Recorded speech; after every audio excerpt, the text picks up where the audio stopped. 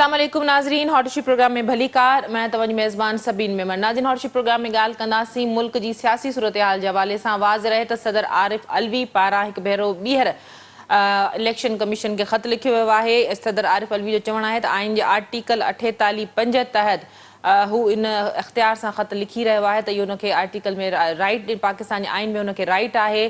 सदर आरिफ अलवी पारां चयो वियो आहे त चूंडूं जेके आहिनि 6 नवंबर 2023 में करायूं वञनि, जॾहिं त इन हवाले सां इलेक्शन कमीशन जो चवणु आहे त इहो राइट या इहो इख़्तियार जेको आहे चूंडुनि जी तारीख़ जी अनाउंसमेंट जो, इहो इलेक्शन कमीशन जो आहे।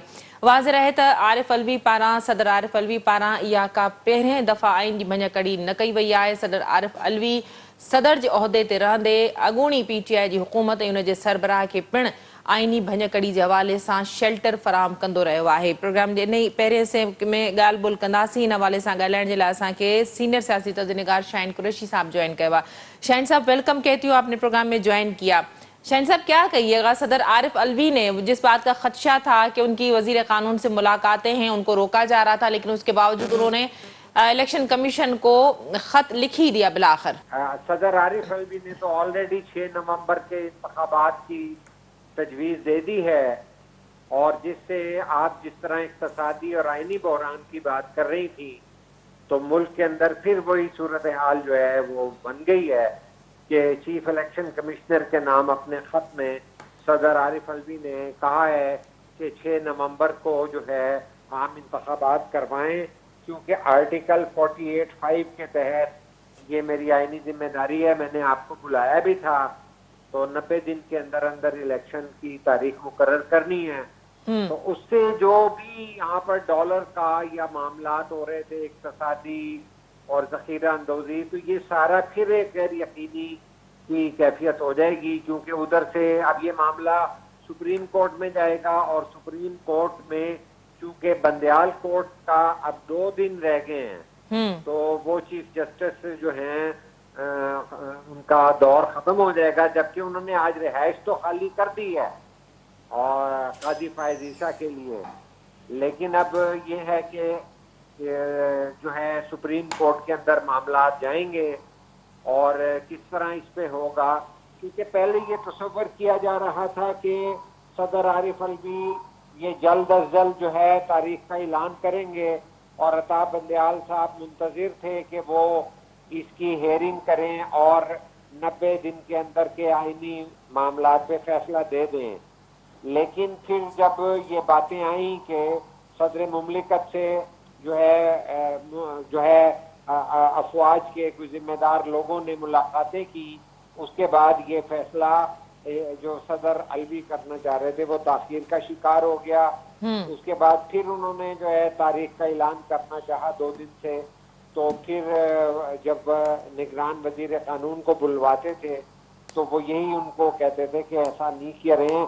और एक आज भी ये हुआ कि तमाम चारों सूबाई निगरान वजीर कानून जो हैं उनका इजलास का अरेंज किया गया, और उन्होंने कहा कि चारों सूबाई असम्बलियों और कौमी असम्बलियों के इंतखाबात जो हैं वो एक दिन ही होने चाहिए, क्योंकि सदर जो हैं वो कौमी असम्बली के इंतखाबात का ऐलान कर सकते हैं। सूबाई जो हैं इंतखाबात का मामला वो जो है सूबाई निगरान हुकूमतों से मुशावरत के बाद जो है इंतजामात के जायजा लेने के बाद जो है चीफ इलेक्शन कमिश्नर जो है वो करते हैं। अच्छा शाहीन साहब, माफ कीजिएगा, आपको इंटरप्ट कर रही हूँ। आइन के आर्टिकल 48(5) के तहत सदर को ये इख्तियार है, लेकिन इलेक्शन एक्ट में जो तरमीम की गई थी, जिसके बाद चीफ इलेक्शन कमिश्नर ने भी कहा था कि ये इख्तियार सदर का नहीं है, इख्तियार इलेक्शन कमीशन का है। तो ये तो बड़ा मुतनाज़ा मामला हो गया ना, अगर सदर की जानिब से इस तरह का खत लिखा गया है। इस 2-3 रोज पहले जो वजीर कानून से उनकी मुलाकात हुई थी, तो ये इंडिकेशंस आ गए थे कि सदर किसी वक्त भी इस तरह की तारीख का ऐलान कर सकते हैं या इस तरह कुछ कह सकते हैं। तो हुआ तो वही, तो आप समझ रहे हैं कि ये फिर एक बहरान की तरफ सूरत हाल जाती दिखाई देगी। जी सबीन साहब, मैंने यही बात की थी कि ये बहरान शुरू हो चुका है। ये इस बहरान को रोकने के लिए 2 दिन से कोशिशें हो रही थी, 3 दिन से, वरना तो ये तय था कि जब अताब बंदयाल साहब चीफ जस्टिस सुप्रीम कोर्ट कह रहे थे कि हम किसी चीज की परवाह नहीं करेंगे, तो ये नजर आ रहा था कि उधर सदर आरिफ अलवी जो हैं इस इस्तदलाल पर کہ آئین جو ہے وہ الیکشن ایکٹ سے جو ہے زیادہ اہمیت کا حامل ہے، چونکہ اس کے اندر آئین کا معاملہ ہے. تو جبکہ جو ایکٹ ہے وہ سیکنڈری بات ہے. اور جس طرح آج بھی بات ہو رہی تھی اور بلاول صاحب نے بھی یہ کہا تھا کہ چونکہ سیٹوں کے اندر اضافہ نہیں ہو رہا اور چونکہ سیٹوں کے اضافے کی صورت میں آئینی ترمیم ضروری ہے، اور آئینی ترمیم جو ہے صرف منتخب پارلیمنٹ 2/3 اکثریت سے کر سکتی ہے، تو چونکہ وہ ترمیم نہیں ہو سکتی ہے تو لہٰذا وہ ایک ایکٹ ہے، الیکشن ایکٹ ہے.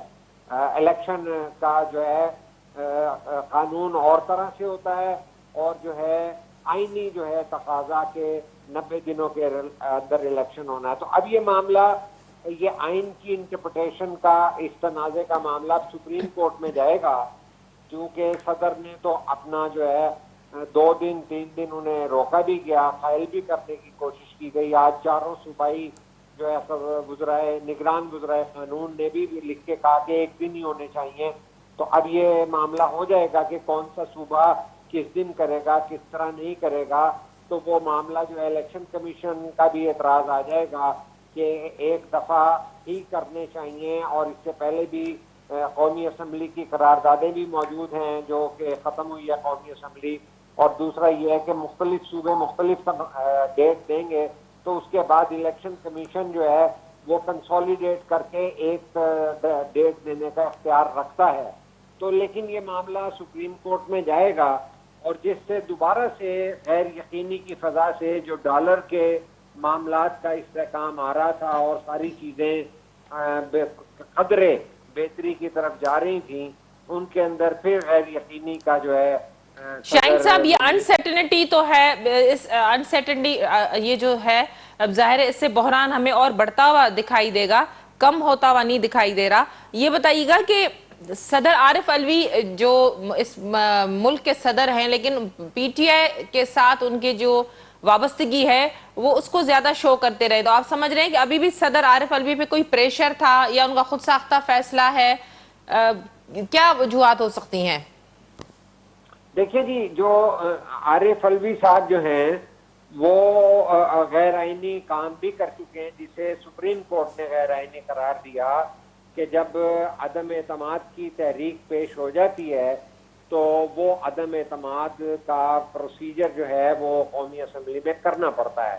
لیکن جب غیر قانونی طور پر سوری جو ڈپٹی اسپیکر تھے ان کے ذریعے اس سارے پروسیس کو ختم کر دیا گیا، اور پھر جو ہے عمران خان نے قومی اسمبلی کو توڑنے کا آرڈر کیا، تو اس کو بھی غیر آئین کی بلکہ خلاف ورزی کی ہے. تو صدر عارف علوی نے قومی اسمبلی کے توڑنے کا اعلان کر دیا، جس فیصلے کو ریورس کیا سپریم کورٹ آف پاکستان نے رات کو جو ہے ہیئرنگ کر کے. لیکن اس کے علاوہ بھی انہوں نے قاضی فائز عیسیٰ کے خلاف جو ریفرنس بھیجا، جو کہ پھر سپریم کورٹ سے مسترد ہو گیا، وہ بھی ان کا جو ہے عدالتوں اور ایک قانون اور عدالت کے بارے میں اس طرح کا ایک اقدام تھا، جس میں بعد ازاں عمران نے بھی کہا کہ مجھے یہ نہیں بھیجنا چاہیے تھا. لیکن جو عارف علوی ہیں وہ اس طرح کا جو ہے ریفرنس بھی بھیج دیتے ہیں، اور مجھے نہیں پتا کہ قاضی فائز صاحب ان سے کس طرح جو ہیں اور کس ذہنی کیفیت میں اور کس جذبے کے تحت جو ہیں حلف اٹھائیں گے بطور chief justice of supreme court of Pakistan. چونکہ انہوں نے تو پہلے ان کے بارے میں بہت بے قاعدگیوں کے اور کرپشن کے الزامات کے حوالے سے ریفرنس بھیجا تھا، تو اب وہ ان کو چیف جسٹس بنائیں گے. تو صدر عارف علوی کا پہلے بھی اگر میں بتاؤں سیاسی جب وہ کام کرتے تھے تو ان کا اسی طرح کا چیپ انداز ہوتا تھا. تو وہ صدر پاکستان، لیکن ہم بطور میڈیا پرسن یہ ضرور بتا سکتے ہیں کہ وہ تصاویر اور ویڈیوز موجود ہیں کہ جب 4 انچ پانی کے اندر وہ جو ہے ہوا سے بھری ہوئی کشتی لے کر آ گئے تھے کراچی کے اندر، بالکل کہ جیسے کراچی ڈوب گیا ہے. تو اس طرح کی شخصیات جو ہوتی ہیں جو پروپیگنڈے پر انحصار کرتی ہیں کہ ساری دنیا کو پتہ ہے کہ 4 انچ پانی کھڑا ہے اور ان کے پاؤں نظر آ رہے ہیں اس کے اندر، تو وہ وہاں کشتی لانے کی کیا ضرورت تھی. تو اس طرح کی چیزیں جو ہیں وہ ان کا خاصہ رہا ہے. रेडियो पाकिस्तान पे जब हमला हुआ और 2014 का जब धरना चल रहा था तो 2014 के धरने में उनकी वो ऑडियो रिकॉर्डिंग मौजूद है। और लेकिन चूंकि जिस तरह इस मुल्क में होता है कि वो ऑडियो रिकॉर्डिंग जिसके अंदर वो खुशखबरी दे रहे हैं इमरान खान को कि हम घुस गए हैं रेडियो पाकिस्तान में और टीवी पे तो टेलीविजन स्टेशन पे, और इसी तरह पार्लियामेंट के बारे में भी था। तो कहने का मकसद है कि वो इस तरह के ओहदे पर बतौर सदर मुमलिकत भी बैठे हैं, लेकिन अगर उनका माजी देखा जाए तो वो कौमी इदारों पर जब हमला होता है तो उस पे भी जो है वो मुलव्वस पाए जाते हैं।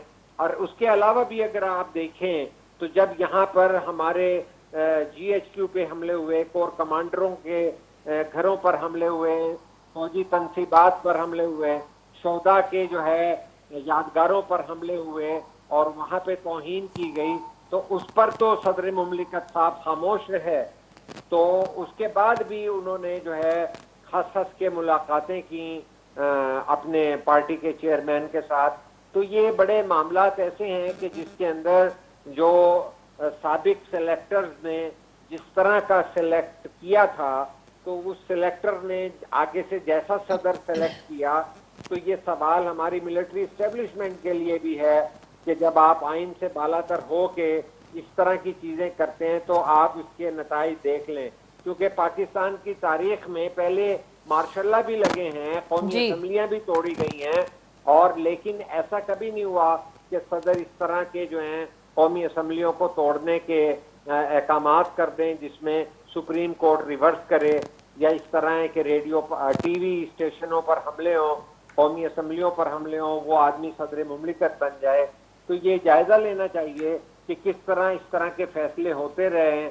सेलेक्टर्स जो हैं इस तरह के लोग सेलेक्ट करते हैं, मुल्क की मईशत बैठ जाती है, मुल्क के अंदर सियासी तक़सीम जो है दुश्मनी में कन्वर्ट हो जाती है।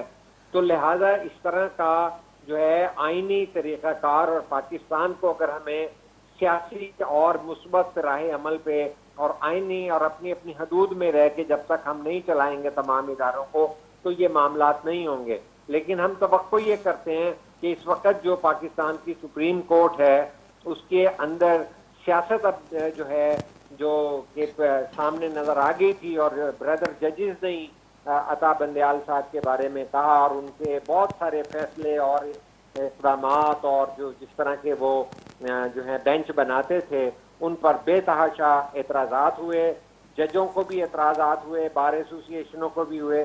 लेकिन मैं समझता हूँ कि काजी फायज़ ईसा साहब से तवक्को की जा सकती है कि वो आइन की बालादस्ती और आइन की इंटरप्रिटेशन जो है उसकी ट्रू सेंस में और उसकी एक मुस्बत जो है तरीके से लेके जाएंगे, और कोई सियासी जो है उसके अंदर माइलेज नहीं लेंगे। जिस तरह अता बंदयाल साहब के हवाले से ये तासुर आया है कि वो जो है PTI की केसेस के अंदर मखसूस बेंच बनाते थे जिसके ऊपर रिसर्चें आ चुकी हैं कि 60 के करीब जो है केसेस में वही, और फिर बदकिस्मती ये हो गई कि उन जजेस को हम ख्याल जजेस भी कहा जाता था। तो मैं ये समझता हूँ कि सदर जो हैं जिन्होंने जो ऐलान किया है ना तो उस पर वो अमल करा सकेंगे, ना कोई ऐसा मैकेनिज्म है कि सदर के अंडर हो कि वो इंतखाबात कराएंगे। इंतखाबात कराना चीफ इलेक्शन कमिश्नर का ही काम है और इलेक्शन कमीशन का काम है जिसकी सरबराही चीफ इलेक्शन कमिश्नर करते हैं, और उन्हीं के पास बजट हैं, उन्हीं के पास वसाइल हैं, उन्होंने ही इंतजामात करने हैं।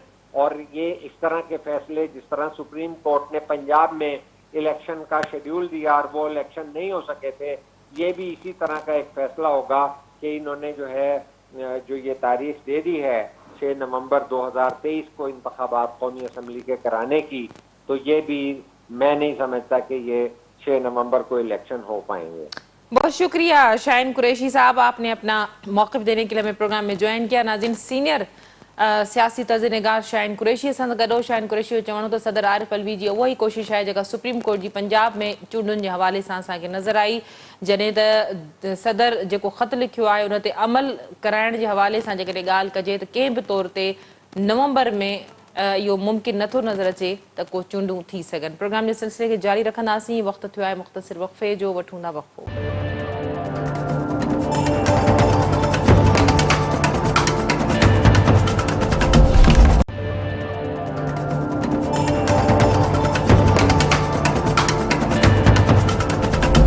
वेलकम बैक नाज़रीन। सिंध में रोज़ानो जी बुनियाद ते केतिरनि ई नियाणियुनि सां हिरासमेंट, ज़्यादती, इज्तमाही ज़्यादती जा वाक़िया थियनि था। किथे इहे वाक़िया रिपोर्ट थियनि था, किथे इहे वाक़िया रिपोर्ट नथा थियनि ऐं राणीपुर जे पीरनि वांगुरु इन्हनि वाक़ियनि खे बासरनि पारां ॻुझ गोह में दफ़नाइण ऐं लिकाइण जी कोशिशि कई थी वञे। रोज़ानो जी बुनियाद ते केतिरियूं फ़ातिमाऊं आहिनि जेके इन्हनि वहशियुनि जे वर चढ़नि थियूं ऐं उन्हनि सां ज़्यादती कई वञे थी, उन्हनि खे क़तल कयो वञे थो पंहिंजो ॾोह लिकाइण जे लाइ।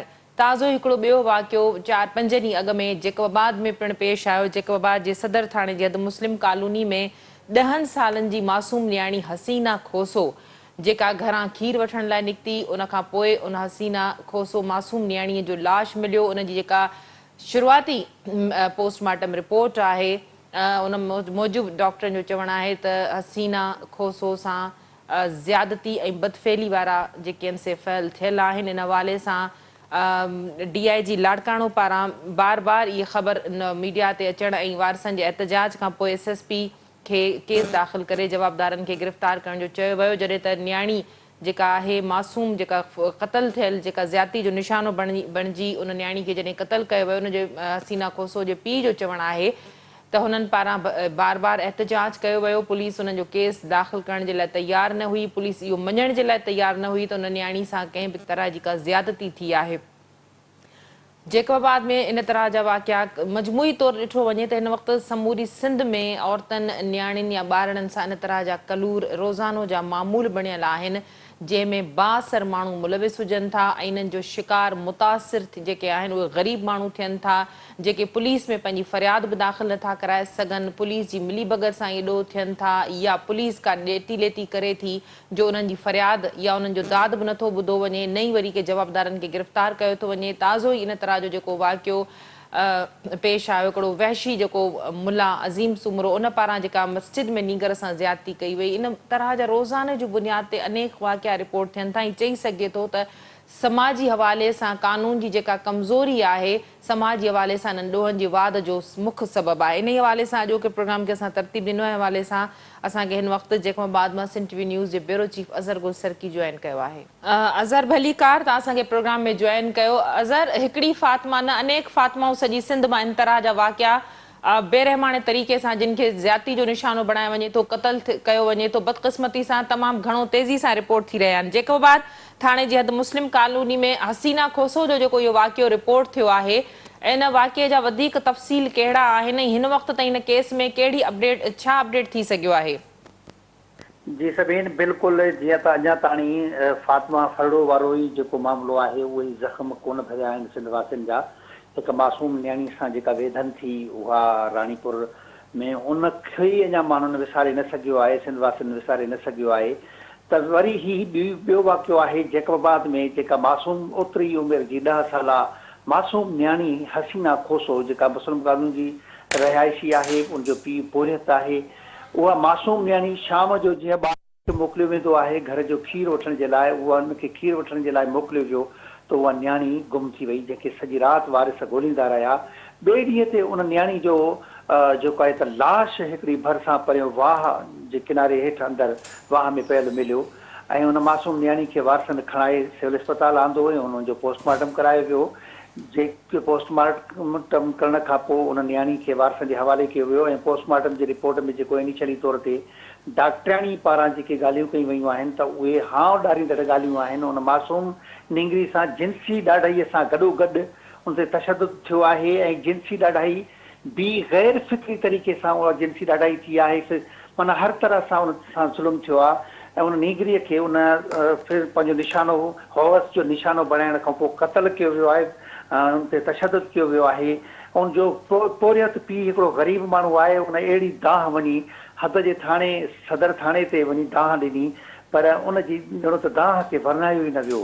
उन पुलिस हिकिड़ी रवायती कण लाटार कंदे उन नियाणी जे पीउ खे धुतकारे छॾियो ऐं उनजे चयूं त हुनजी तुंहिंजी NC दाख़िल कई आहे, पर हतल इम्कान पुलिस कोशिशि कंदी रही त जीअं इनखे धुतकारियो वञे ऐं उहो पोस्टमार्टम हुनजो थियो ऐं उहा नियाणी वारसनि दफ़नाए छॾी। पर वारसनि जे जेको हाव ते उहो हेॾो वॾो ज़ख़्म पहुतो, दिलि खे वॾो ज़ख़्म पहुतो ऐं उनजे हिकिड़ो पोड़ो पीउ पोरियत उनखे जॾहिं ॿुधायो वियो, उनखे ख़बर पई त उनजी नियाणी सां अहिड़े क़िस्म जी वेदन थी आहे त उन खां पोइ ज़ाहिर ॻाल्हि आहे हिकिड़े वालदेन जे दिलि तां छा गुज़रंदो हूंदो।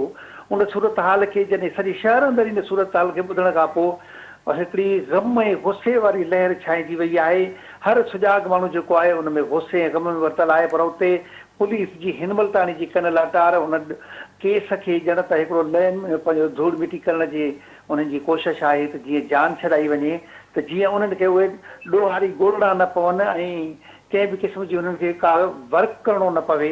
उहो वालिद इंसाफ़ जे ओसीड़े में आहे। अॼु JWC जी जेको वफ़द आहे उहो उन न्याणी जे वालदनि वटि वञी रहियो आहे। उन सां उहो ॾुख भाई बि थींदो ऐं उन्हनि जो पंहिंजो उन्हनि खे इहो यकीन ॾियारींदो त हू उन्हनि सां गॾु आहिनि। उनखे इंसाफ़ ॾियण जे लाइ, हिन मासूम न्याणीअ खे इंसाफ़ ॾियण जे लाइ उन्हनि सां ॿाह ॿेली हूंदो। ऐं उहो न्याणी जा हां ॾारींदड़ जेके पोस्टमार्टम में जेके कुझु निशानियूं डॉक्टर लेडी डॉक्टर ॾिनियूं आहिनि, उहो लेटर असां सिंध TV खे उमाणे चुका आहियूं।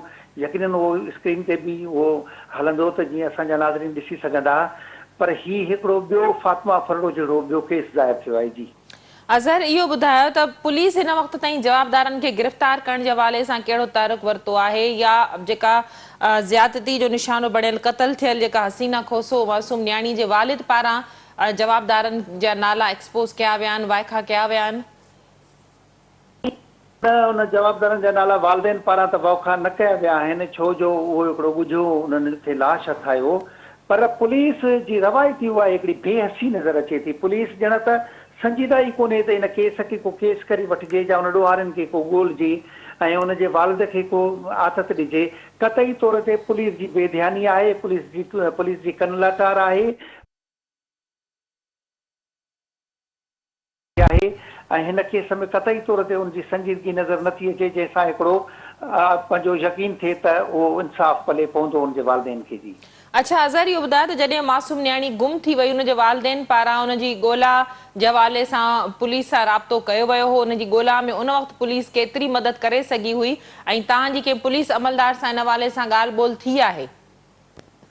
जी ॾिसो, बिल्कुलु तव्हां इन मां अंदाज़ो लॻाए सघो था त जॾहिं एॾे वॾे वाक़े थियण खां पोइ पुलिस एॾी कन लाटार पई करे, एॾी ग़फ़लत पई करे, त उहा न्याणी जे गुम हुअण वारे वक़्त में कहिड़ी संजीदा थी हूंदी। उन्हनि यकीनन उहा फरियाद कूक पंहिंजी हुन सिविल सदर थाणे जी हद में पहुचाई, उन्हनि खे दायूं त उनजी न्याणी जी ॻोल्हा में मदद कई वञे। पर पुलिस साॻी तरह सां हिकिड़ी ग़फ़लत ऐं लापरवाही वारो मुज़ाहिरो कयो। हिन महिल SSP सां राब्ते जी कोशिशि करे रहिया आहियूं त जीअं उनजो मौक़िफ़ साम्हूं अचे, छो जो SSP खे 2 ॾींहं गुज़रिया आहिनि, बल्कि 3 ॾींहं थिया आहिनि उनजी मुक़ररीअ खे, ऐं उनजो इहो चवणु आहे सिंध TV न्यूज़ सां उन में पंहिंजो मौक़िफ़ रिकॉर्ड करायो आहे त उनजी मुक़ररी खे 3 ॾींहं थिया आहिनि, 4 ॾींहं थिया आहिनि। उनखे इन बाबति इहो वाक़ियो जेको आहे त उनखे संजीदगीअ सां नाहे ॿुधायो वियो, हू यकीनन उन में संजीदा थींदो। पर इहे पुलिस जा जेका हिकिड़ा फॉर्मेलिटी वारा बयान ई हूंदा आहिनि, उहा बयाननि वारी सूरत हाल आहे। हिन वाक़े जो जावेद जसकाणी जहिड़ी तरह सां DIG अॻ में सखर हुया त उन्हनि फातिमा फरड़ो जो केस में ॾाढो संजीदगी ज़ाहिर कई हुई। हिन वक़्तु बि उहो साॻियो DIG लाड़काने रवीज़न ते मुक़ररु आहे। उन इन ॻाल्हि जो नोटिस बि वरितो आहे, पर अञा ताईं पुलिस में उन क़िस्म जी संजीदगी नज़र न पई अचे। अच्छा अज़हर, उन हसीना खोसो जे वालदेन सां तव्हांजी ॻाल्हि ॿोल थी आहे? उन्हनि जे वालदेन जो हाणे वधीक छा चवणु आहे? ज़ाहिरा इंसाफ़ जो हुसूल उन्हनि लाइ हिन वक़्तु जेका पुलिस जी रिवायती सुस्ती तव्हां ॿुधायो त तमामु मुश्किल बणियल आहे, उन्हनि जे वालिद सां या वालदा सां तव्हांजी ॻाल्हि ॿोल थी आहे? जी सभीन, बिल्कुलु जीअं मूं अव्हांखे पहिरियां ॿुधायो त उहो JWC जे वफ़द में असीं बि वञी रहिया आहियूं होॾे। जीअं उनजे वालदेन सां असांजी ॻाल्हि थींदी, उन्हनि जो मौक़िफ़ बि साम्हूं ईंदो, उनजो मौक़िफ़ रिकॉर्ड बि कयो वेंदो। ऐं हिन महिल ताणी जेको पहिरियां इनिशियली तौर ते उनजे वालिद पंहिंजो मौक़िफ़ ॾिनो हुयो त उन सां वेदन थी आहे, हू ॾुखायल हुयो, हुन ॿी का अहिड़ी ॻाल्हि कोन कई हुई। हाणे जीअं हुन सां मुलाक़ात थींदी त हुन सां तफ़सीली ॻाल्हि ॿोल बि थींदी ऐं उन मुतलिक़ उन मुलाक़ात खां पोइ कुझु चई सघिजे थो। वॾी महिरबानी अज़हर, तव्हां असांखे इन हवाले सां तफ़सील ॿुधाइण। इन ई मामले ते ॻाल्हाइण जे लाइ असांखे क़तल थियल मासूम न्याणी हसीना खोसो जे वालिद मोहम्मद सुहिणो साहब जॉइन कयो आहे। भलीकार, तव्हां असांखे प्रोग्राम में जॉइन कयो, वॾी महिरबानी। छा चवंदव तव्हांजी न्याणी सां जेको मामिलो थियो आहे, इन खां पोइ हिन वक़्त ताईं पुलिस तव्हां सां केतिरो जेको आहे हिन मामले में ताउन कयो आहे? मथे लेवल ते जेका पुलिस आहे, जीअं SSP आहे, DSP साहब आहे या SHO आहे, उहे असां सां ताउन में आहिनि, चवनि था त असां मुजुर्म ताईं पहुचंदासीं। कुझु हेठि तबिके जी जेका पुलिस आहे उन में कुझु खामियूं आहिनि और उनजे लाइ कुझु SSP साहब खे बि ॿुधायोसीं। इंशाल्लाह उहो मसइलो बि हल कंदा। असांखे उन्हनि दिलजा ॾिनी त असां मुजरिमनि ताईं पहुचंदासीं। अच्छा सुनो साहब, इहो ॿुधायो त इन वाक़िए खे केतिरा ॾींहं गुज़री चुका आहिनि ऐं एतिरा ॾींहं पुलिस को हथ त ॾिनी, एतिरा ॾींहं गुज़री विया, पुलिस जवाबदार गिरफ़्तार न करे सघी आहे, इन जो कहिड़ो सबबु तव्हां सम्झो था? पुलिस जे लाइ कहिड़ी मुश्किल थी हूंदी? हा, गिरफ़्तारियूं कुझु पुलिस कया आहिनि, हिननि खे 7 ॾींहं गुज़री विया आहिनि, पर मुजरिम अञा ज़ाहिर कोन थिया आहिनि, गिरफ़्तारियूं थी वई। अच्छा, तव्हां पारां कंहिं ते शक ज़ाहिर कयो वियो आहे? के नाला ॾिना विया आहिनि? कुझु निशानियूं मिलिया असांखे जेके असां पुलिस खे ॾिनासीं, हाणे बार बार उहो ॿुधायूं। अच्छा इहो जी, अच्छा इहो ॿुधायो त हाणे तव्हांजो मुतालबो छा आहे पुलिस खां, आला इख़्तियारनि खां? तव्हां कहिड़ो मुतालबो कंदव? असांजो मुतालबो इहो आहे त असां जेको आहे त असां सां ॾाढो वॾो ज़ुल्म थियो आहे, माना एॾो ज़ुल्म जंहिंजी इंतिहा आहे ज़ुल्म जी। हाणे ॾिजूं था तव्हां कंहिं ॿी मासूम सां बि इहो हालत थिए। हितां जो जेको ॿिलो आहे डरंदो आहे, हिनखे पकड़ियो वञे, हिनखे क़तल कयो वञे, टुकड़ा टुकड़ा कयो वञे या फांसी जे फंदे ते चाढ़ियो वञे।